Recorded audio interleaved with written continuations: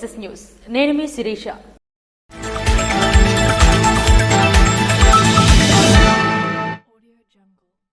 కూటమి ప్రభుత్వం నిర్వహిస్తున్న యోగాంధ్ర కార్యక్రమం ఘనంగా జరగాలని శ్రీ సూర్యనారాయణ స్వామివారిని విజయనగరం పార్లమెంట్ సభ్యులు కలిసెట్టి అప్పలనాయుడు కూటమి నాయకులతో కలిసి దర్శించుకున్నారు.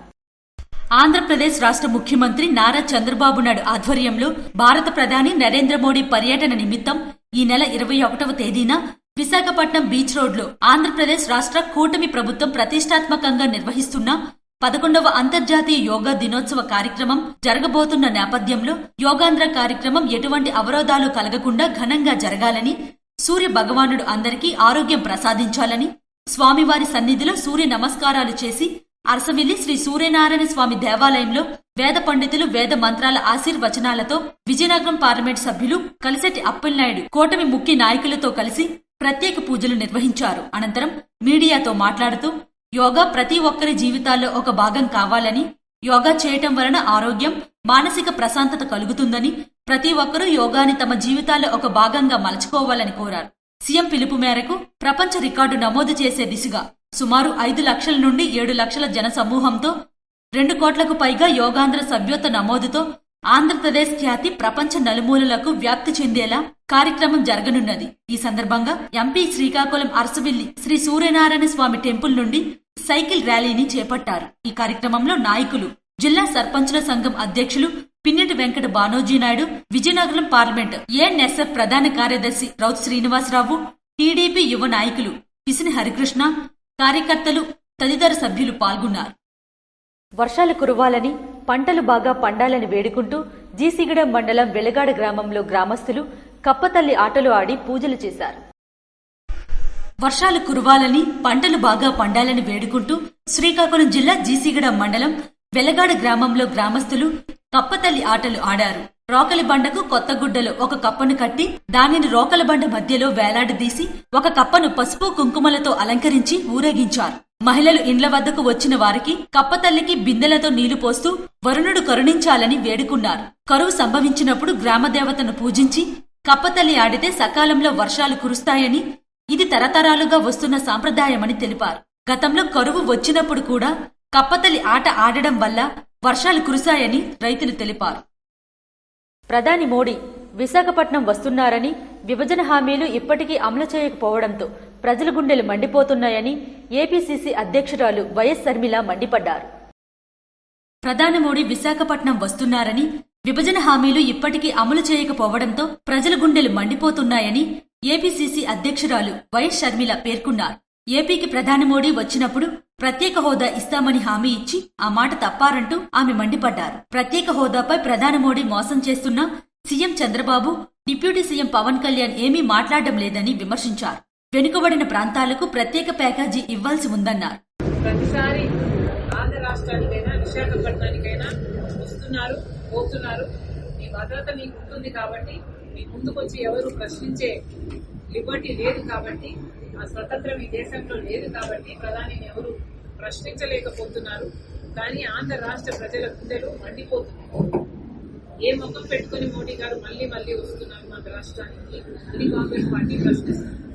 మోడీ గారు 11 సంవత్సరాల క్రితం మన తిరుపతికి వచ్చి ప్రత్యేక హోదా 10 సంవత్సరాలు ఇస్తామని మాటిచ్చి వెళ్లారు.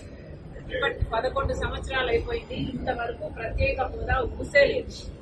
ప్రత్యేక హోదా ఇవ్వబోము అని కూడా నిస్సిగ్గుగా చెప్తున్నారు. అంటే మీ మాట మీద మీకెంత గౌరవం ఉందో ప్రజలు చూస్తున్నారు. అయినా కూడా ప్రత్యేక హోదా విషయంలో మోడీ గారు ఇంతవరకు మోసం చేస్తూనే ఉన్నారు. ప్రత్యేక హోదా గురించి ఇప్పటి వరకు కూడా ఇస్తాము అని కానీ సానుకూలంగా కానీ స్పందించడం లేదు మోడీ గారు. అయినా కూడా చంద్రబాబు గారు, పవన్ కళ్యాణ్ గారు మద్దతు ఇస్తున్నారు. అంటే వీళ్ళకు ప్రజల సంక్షేమం ముఖ్యమా, ప్రజల అభివృద్ధి ముఖ్యమా, లేకపోతే వాళ్ళ రాజకీయ ప్రయోజనాలు ముఖ్యమా ప్రజలందరూ గమనిస్తున్నారు. పోలవరం ప్రాజెక్టు కట్టాలి అన్నది మా విభజన హక్కు. పూర్తి ఖర్చులు కేంద్ర బాధ్యత తీసుకుని కట్టాలి అన్నది మా హక్కు అయితే, అది మాకు ఇచ్చిన హామీ అయితే, ఇప్పుడు ఈరోజు పోలవరం ప్రాజెక్టుకు సంబంధించి 45 మీటర్లలో కాదు 41 మీటర్లకే కట్టాము అని బహిరంగంగా పార్లమెంటులోనే చెప్పి కొన్ని నిధులు మంజూరు చేశారు. ఇది అన్యాయం కాదా అని మోడీ గారిని అడుగుతున్నారు. పోలవరం ప్రాజెక్టు ఎత్తు తగ్గించడం సరికాదని, రాష్ట్రానికి ప్రత్యేక హోదా ఇవ్వడం, పోలవరం ప్రాజెక్టు రాజధానిని నిర్మించవలసింది కేంద్రమేనని ఆమె స్పష్టం చేశారు. రాజధాని అమరావతి నిర్మించాల్సిన బాధ్యత కూడా మోదీదే అన్నారు. రాజధానికి అప్పులు ఇవ్వడం సరికాదని అభిప్రాయపడ్డారు. స్టీల్ ప్లాంట్ పై ప్రధాని మోడీ వైఖరి ఏమిటో చెప్పాలని డిమాండ్ చేశారు. అలాగే స్టీల్ ప్లాంట్ ను ప్రైవేటీకరణ చేయవద్దని ప్రధానికి ఈ సందర్భంగా వైఎస్ షర్మిల విజ్ఞప్తి చేశారు. రైతు సేవా కేంద్రం వద్ద మాజీ సర్పంచ్ గొర్లె శ్రీనివాస్ విలేజ్ అగ్రికల్చర్ అసిస్టెంట్ తో కలిసి రైతులకు వరి విత్తనాలు పంపిణీ చేశారు. లావేరు మండలం తామాడ పంచాయతీ రైతు సేవా కేంద్రం వద్ద తామాడ పంచాయతీ మాజీ sarpanch Gorle Srinivasarao village agriculture assistant Neeraja కలిసి రైతులకు వరి విత్తనాలు పంపిణీ చేశారు.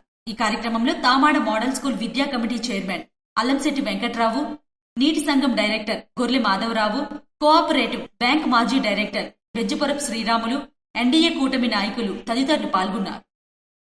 మహాత్మాగాంధీ ఉపాధి హామీ పథకం పనులను ఏపీఓ ధనుంజయ్ శుక్రవారం పరిశీలించారు.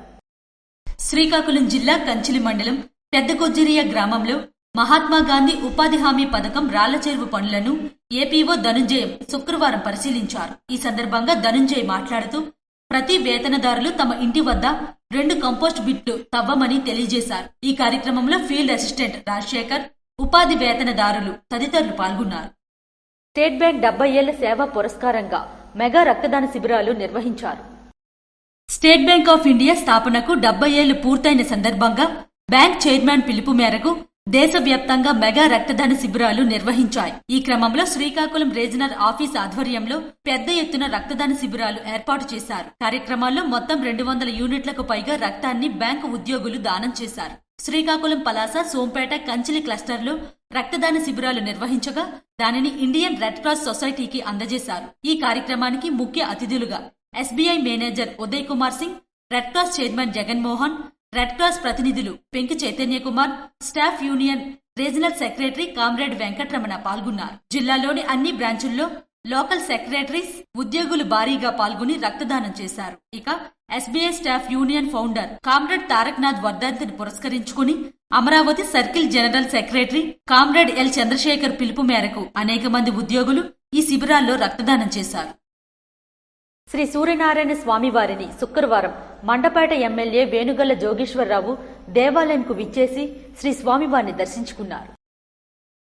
ప్రత్యక్ష దైవం, ఆరోగ్య ప్రదాత శ్రీ సూర్యనారాయణ స్వామివారిని శుక్రవారం మండపేట నియోజకవర్గం ఎమ్మెల్యే వేనుగళ్ల జోగేశ్వరరావు దేవాలయంకు విచ్చేసి శ్రీ స్వామివారిని దర్శించుకున్నారు.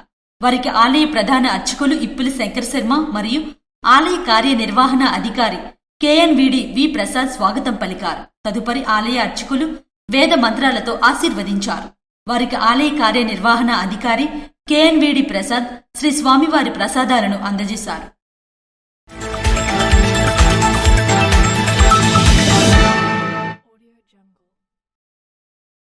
శ్రీకాకుళం జిల్లా రణస్థలం మండలం ఎచ్చెర్ల ఎమ్మెల్యే నడుకుదుటి ఈశ్వర్రావు నివాసంలో ఈ నెల 21వ తేదీన విశాఖపట్నంలో జరగబోయే యోగా డే కార్యక్రమం రివ్యూ సమావేశానికి హాజరైన రాష్ట్ర బీసీ సంక్షేమ శాఖ మంత్రి ఎస్ సవిత మరియు కూటమి నాయకులు. ఈ సందర్భంగా ఆమె మాట్లాడుతూ యావత్ ప్రపంచమంతా భారతదేశం వైపు, అందులోనూ ఆంధ్రప్రదేశ్ వైపు చూస్తున్నారని, అంతర్జాతీయ యోగా డేని రాష్ట్ర ముఖ్యమంత్రి నారా చంద్రబాబు నాయుడు ఒక ప్రతిష్టాత్మకంగా నిర్వహిస్తున్నారని, ఈ యొక్క కార్యక్రమాన్ని నాయకులు, అధికారులు, ప్రజలు అందరూ కూడా ప్రతిష్టాత్మకంగా తీసుకుని ఈ కార్యక్రమాన్ని విజయవంతం చేయాలని కోరారు. ఇంటర్నేషనల్ యోగా డే సృష్టికర్త మన ప్రధానమంత్రి నరేంద్ర మోదీ గారు. మరి యోగా గురించి తెలిసిన వ్యక్తులు, ఎందుకంటే యోగా చేస్తే ఎలా ఉంటుంది అని ప్రత్యక్ష సాక్ష్యాలు ఎవరంటే మన ప్రధానమంత్రి నరేంద్ర మోడీ గారు, మన విజనరీ లీడర్ మాన్యశ్రీ ముఖ్యమంత్రి చంద్రబాబు నాయుడు గారి విషయం మనందరికీ తెలుసు. రోజు కలుషితమైపోతున్న వాతావరణం చూస్తాం. నీరు కావచ్చు, ఫుడ్ కావచ్చు, మరి అన్ని కలుషితమైన పరిస్థితుల్లో మరి యోగా అవసరం, ఈ రాష్ట్రానికి యోగా అవసరమని గుర్తించిన వ్యక్తి చంద్రబాబు నాయుడు గారు. గ్రామీణ స్థాయి నుంచి ఒక నెల రోజుల నుంచి గ్రామీణ స్థాయి నుంచి ఈ రోజు యోగాంధ్ర గురించి యోగా శిక్షణ తరగతులు కూడా జరిగాయి. ప్రజలు కూడా చాలా హ్యాపీగా ఫీల్ అవుతున్నారు. మహిళలు, యువత ఈ కార్యక్రమంలో పార్టిసిపేషన్ ఎక్కువగా ఉన్నారు. రిజిస్ట్రేషన్స్ కూడా ఎక్కువైనాయి. దీనికి ట్యాగింగ్ కూడా ఉంది. కాబట్టి ప్రతి ఒక్కరూ ఈ ప్రోగ్రామ్ లో పాల్గొనడానికి సిద్ధంగా ఉన్నారు. అన్ని ఏర్పాట్లు చేశామనే విషయాన్ని కూడా తెలియజేస్తూ, ఇది కులాలకు, మతాలకు, పార్టీలకు అతీతంగా అతీతంగా యోగాంధ్ర జరుగుతుంది. అందరూ పాల్గొనొచ్చు. కాబట్టి ఏ పార్టీ వారైనా పాల్గొనొచ్చు. దాని ఇది ఆరోగ్యం కోసం అందరూ ఆలోచనలతో చేయాలి. భావితరాల భవిష్యత్ కోసం ఆలోచించే వాళ్ళందరూ యోగా చేయండి. వారి కుటుంబం కోసం, ఈ రాష్ట్ర ప్రజలందరి కోసం యోగా డే పెట్టాం కాబట్టి అందరూ ఉపయోగించుకోవాల్సిందిగా కోరుకుంటున్నాం. ప్రతి ఒక్కరూ యోగా చేయడం వలన ఆరోగ్యంగా మరియు మానసిక ప్రశాంతత పొందవచ్చని పేర్కొన్నారు. ఇవి ఈనాటి వార్తలు. మరిన్ని వార్తలతో మళ్లీ కలుద్దాం. చూస్తూనే ఉండండి SS న్యూస్.